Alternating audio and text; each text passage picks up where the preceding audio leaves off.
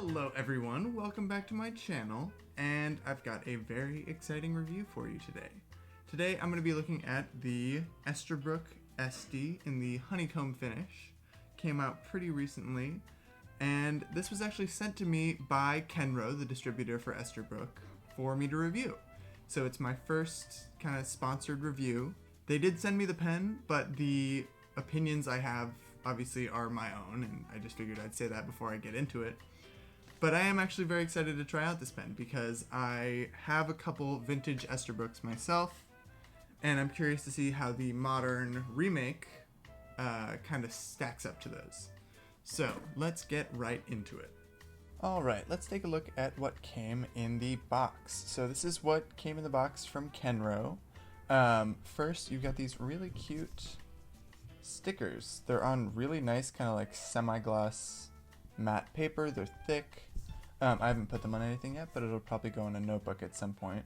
Probably the logo, and I really like the typewriter as well. And then we've got the box and a little pen sleeve. The pen sleeve is nice. It's leather. It's got a little padding in the inside. Generally really nice quality, and it fits the pen well. I'll show you in a minute. The box is this super nice like knit finish with kind of soft fabric sides. It's magnetic, and of course it's got the Esterbrook logo there. So this is the pen in the box. Take that out. And then in the box you also get a cartridge. The converter is already installed inside the pen. I like this box. It kind of sits flat. They're fun. Then it says America's Original Reborn, which I think is a pretty good tagline for this brand. Now, taking a look at the pen, which is what I'm assuming y'all are here for. So this is the Esterbrook Estie in the Honeycomb finish. Honeycomb referring to, you know, the color and material treatment. The material is turned acrylic, and it's actually really nice. It's kind of hard to tell on camera, but it's got kind of like chips of this like pearlescent finish material. You can kind of see that there. And it's also somewhat translucent, so I don't know if you can see my hand through it at all, but you can, if you flash a light through it, you can definitely see all the way through. And I think that's really cool. Then you've got a nice pocket clip there, you know, pretty standard, works well. I personally haven't clipped it to anything. I've just been carrying it in its little pouch, but it works there. Or you can also just slip it inside. Great for a pants pocket. Then you got the Esterbrook logo there on the cap. And this is nice. It's kind of like a white pearlescent finish paint, which I was not expecting. And the whole pen is very shiny, very well polished. So let's take off the cap. Here we've got a number 6 Yovo made nib with the Esterbrook logo engraved on there. This one's a medium. This is a cartridge converter filled pen. So there you've got your standard international converter. I have it inked. One thing I actually really like about this pen that differs it from other kind of turned acrylic pens, of which there are a lot these days, is they put in this metal section so that the threads of the grip are not engaging metal on plastic. It's metal on metal. It's gonna last. And there's even a little O-ring there at the end. So it seals very well. It means you can't fill the whole barrel with ink to use it as an eyedropper, but honestly, I don't think I'd be doing that myself, especially if I was going to carry it around. So it is a nice feature in my opinion. Another cool feature is instead of having multiple very small threads, you have one block thread that goes all the way around. So that means the cap can only start and finish at one place, which is not necessarily the most important feature in the world, but I think it's a nice little touch. And you know, it's smooth, it works well. In the cap, there's actually something I was not expecting, and it's an inner cap that kind of floats. And what that means is it's got a spring in the end, so that actually seals against the grip and makes sure that it's not going to dry out at all. And you can kind of see that because, you know, it pushes back. It means you kind of got to push and then turn instead of just like turning. but it also makes, when you uncap it, it kind of like pops itself open a little bit, which is nice.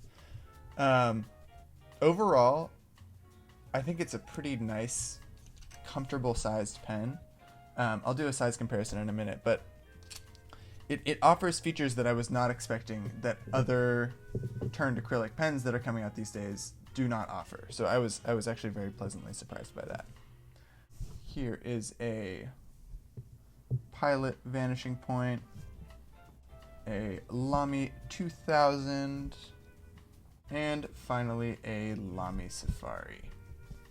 So overall, the Esterbrook Estie is actually a pretty large pen. So I thought this would be a fun size comparison as well. Here is a size comparison of the Esterbrook Estie with the original Esterbrook pens. So that's an LJ, which is the larger size of the Esterbrooks that existed. And then these two are standard J pens, so they're pretty tiny. And, you know, some people would be, you know, upset by the fact that the modern Estie is so much bigger. But honestly, these pens are too small for me, so I'm not at all upset by it. Like, you pretty much have to use these posted. One thing that I'll mention as well, even though I don't have one to show you, so vintage Esterbrook's have removable nib units, and that's what made them so popular. They were cheap, they were readily available, you can get them in a million different point sizes. But what's cool is that Esterbrook also now makes a nib adapter for this pen, so you can use vintage Esterbrook Renew Point nibs in the modern Estie. I don't have one on hand. I know it exists though, and I think it's like a $20 extra, but I think it's totally worth it because these nibs are really fun, and it's always great to be able to use a vintage nib in a modern pen. Alright, now for the writing sample of the Esterbrook Estie in the Honeycomb finish. So while Esterbrook is its own pen brand, they do not make their own nibs in-house. This particular one has a medium Jovo made steel nib that performs very nicely. And the ink I'm using today is J. Urban Lee Detail, which I found was a pretty nice match for this pen. So in terms of handwriting sample, here's a little sample of my cursive writing with this pen. I found, just with the weight and balance of this pen, I preferred writing in cursive versus block lettering. That's really just my opinion though. You could use it with either. You see here, it performs perfectly in every direction. Just a great all-around nib, and I have no complaints at all.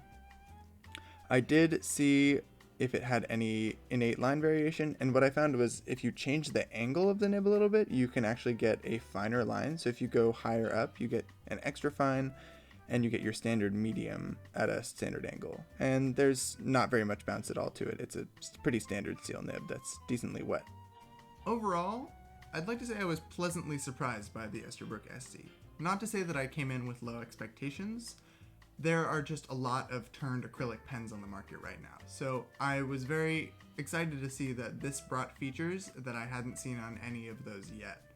Namely, of course, the spring-loaded inner cap, which exists on other pens, but not on any of this type that I've seen, and the additional metal pieces inside of the barrel to ensure longevity and just general feeling of quality, as well as the connection to the historic Esterbrook brand. I also really like the availability of the nib adapter for vintage Esterbrook nibs, although I haven't tried it out. I have seen reviews of it, and I have tried it in person. I just don't have one on this pen. I do really, really like that feature, especially because, you know, not only are acrylic pens popular these days, using vintage nibs on modern pens is also very popular, so I think that was a really smart move. But yeah, overall, it fits a niche in my collection that I don't really have filled, and I'm actually very pleased to have had the opportunity to try it out.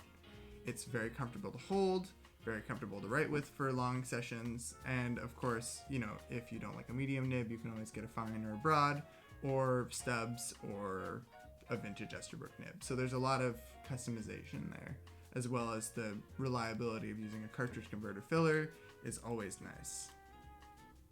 So yeah, overall, I'm very pleased with this pen, maybe more so than I thought I was going to be. I'd like to say thank you again to Kenro for sending me this and giving me the opportunity to review it.